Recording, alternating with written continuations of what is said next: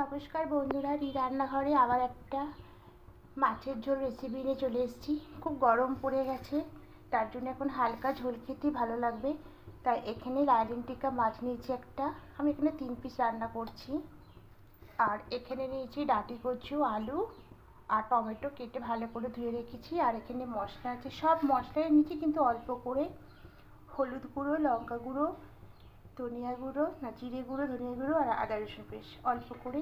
রান্নাটা আমি একদম হালকা মশলাই করব, একদম হালকা ঝোল। গরমে এই ঝোলটা খেতে খুবই ভালো লাগবে। তাই একটা কড়াইয়ে বসেছি, কড়াইয়ে তেল দিয়েছি। একটু এভাবে তেলটাকে জ্বালিয়ে নেব। তেলটা খুব গরম হয়ে গেছে, এবার মাছগুলো দিয়ে দেবো।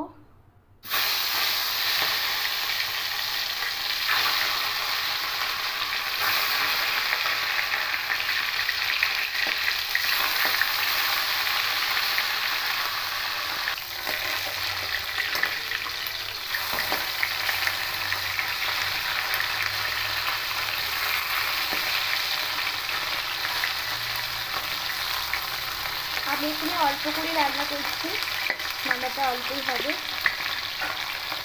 মাছটা ভালোভাবে করে তুলে নেব।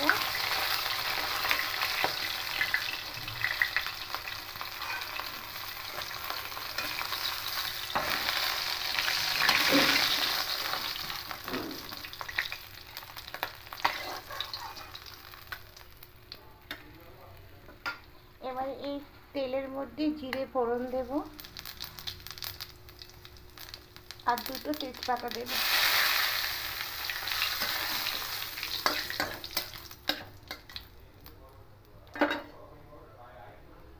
এবার যে সবজিগুলো কেটেছিলাম, ডাঁটি কচু, টমেটো আর আলু, এটা সবটাই এর মধ্যে দিয়ে দেবো।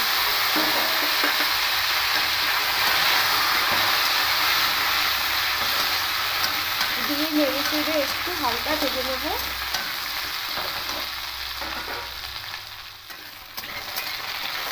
উল্টে পাল্টে ভালো করে একটু ভেজে দিয়েছি, দেখুন লাল লাল ভালো হচ্ছে। এটা এর মধ্যে পরিমাণ মতো লবণ দেবো।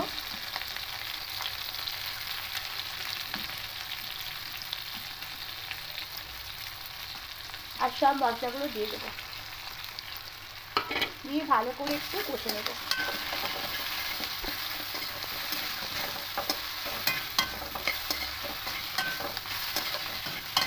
একটু 2 মিনিট ধরে কষে নেব, যাতে কাঁচা গন্ধটা চলে যাওয়া পর্যন্ত।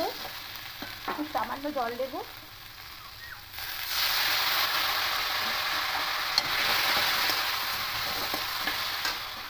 মশলাটা খুব ভালো কষা হয়ে গেছে, দেখুন শুকনো শুকনো হয়ে এসছে। এবার জল দিয়ে দেবো। গরমকালে জ্যান্ত মাছ হলে এরকম হালকা করে ঝোল করলে খেতে খুবই ভালো লাগে।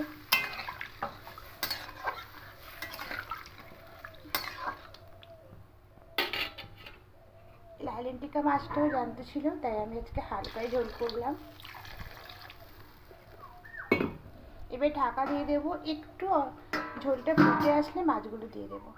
এবার ঢাকাটা খুলে নেব।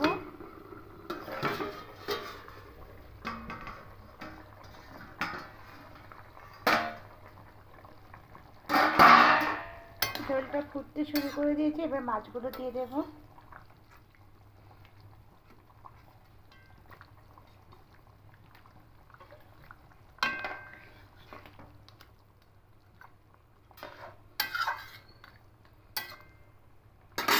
এবার ঢাকা দিয়ে দেব,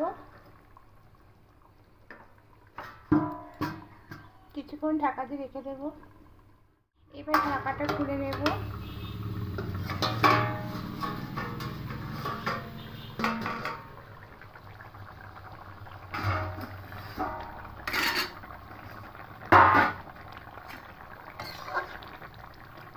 আলু সেদ্ধ হয়ে গেছে, দেখুন মাছের ঝোলটা একদম রেডি হয়ে যাচ্ছে। এবার নামিয়ে নেব, গ্যাসটা অফ করে দেবো।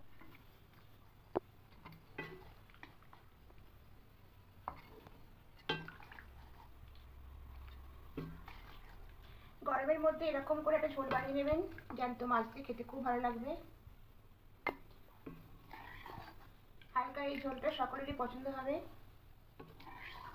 খুব অল্প মশলাতে আর অল্প তেল দিয়ে রান্নাটা